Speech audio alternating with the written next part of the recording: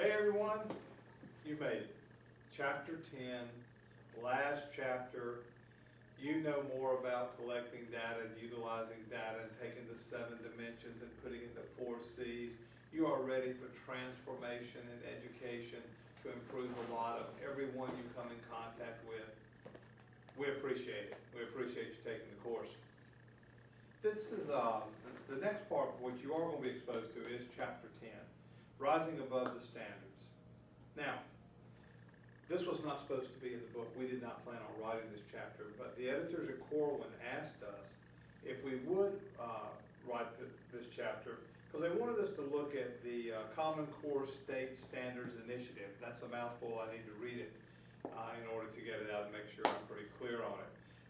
Let me give you just a little background on me, a little personal stuff. Now, Mike thinks that I have been teaching for 70 years, and that's not true. He's confused at times, but I did start working with students in the 1970s. My first job was working with self-contained students at a 24-hour treatment center. We had a school there, and although I was titled the recreational therapist, my real job was physical education. I then left that job, went back to school, got some additional trainings, and then came back out from that and started teaching. And I think my first year I was working with 4th and 5th grade, and I moved to Alaska after that and taught kindergarten through 12th grade. Later site-based central office administrator, various types of jobs since then. As my wife used to say, I can't hold a job. That wasn't quite true. We collected data years ago. I just want you to know that it's not a new phenomenon, and not only is it not a new phenomenon, we collected data, we also had accountability test scores years ago. When Sputnik, now for some of you that are young, probably your 40s or 50s, you may not remember Sputnik, but Sputnik was the Russian satellite that went beep, beep, beep. I think that was in about 1957.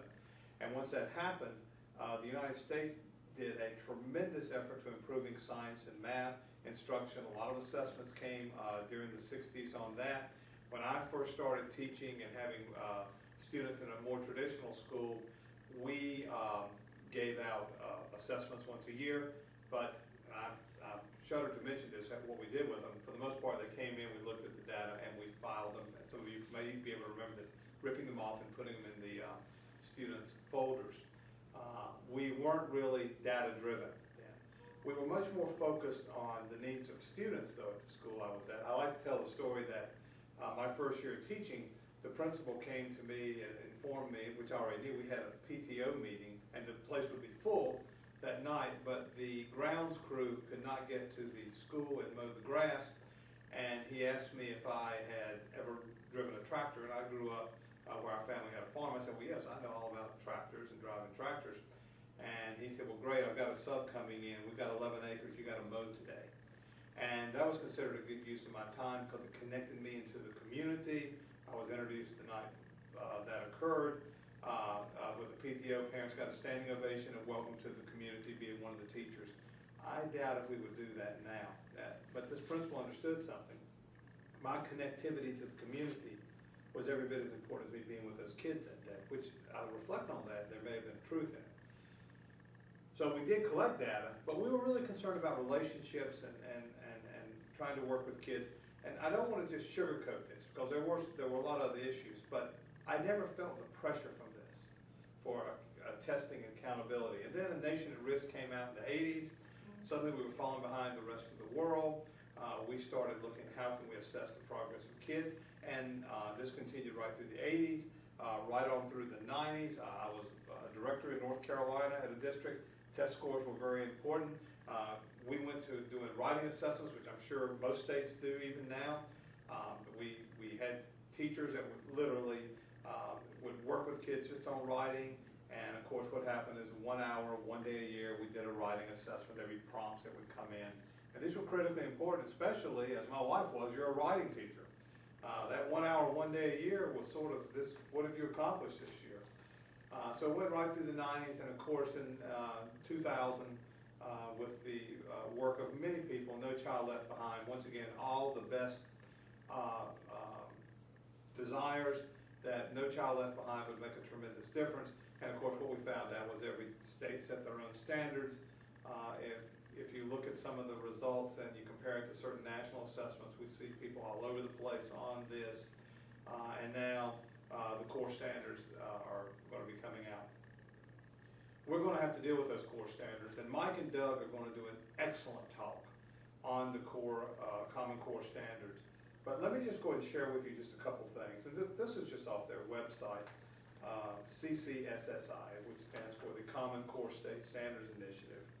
And what they're talking about is that they want to define knowledge and the skills that students need within K-12 so that they can either start careers, go to community college, vocational schools, go to the colleges and universities, and be successful. Here's some of the standards. They want the standards aligned with college and work expectations. I think that's great. I'd also like to add some life expectations, but that's a different story. They're clear, consistent, and understandable. That's good. We need to make sure they're clear, consistent, and understandable. They include rigorous content and application of knowledge through higher order skills. All for that, thinking is good. Build upon strength and lessons of current state standards. That'll be interesting how they do that. What they have learned, indeed we have learned some things from that. Are informed by other top performing countries so that all students are prepared to succeed in our global economy and society. One thing just to point out, we do far more testing of students than a lot of the countries we want to aspire to be like. That's just a little bit of information there. And they are evidence-based, and of course my question would be, how are we going to determine the evidence? What are we going to do? Is it going to be portfolios and other things? So Mike and Doug will share with you some information on this. I would just like to end with one thing. I'm not afraid of Common Core standards. I've never been afraid of that. I'm not afraid of absolute excellence pushing. I push kids hard as a teacher. But there's something in the back of my mind that I keep recalling Pete Townshend's words from The Who, meet the new boss same as the old boss. And I want to make sure if we're going to do this and we're going to have these standards that we're thinking deeply about it and we're getting a lot of input from lots of people on this. Okay, thanks very much, and I've truly enjoyed the time that I have been able to spend with you, even though I'm doing it rather just through the computer or through a projection device. Thank you.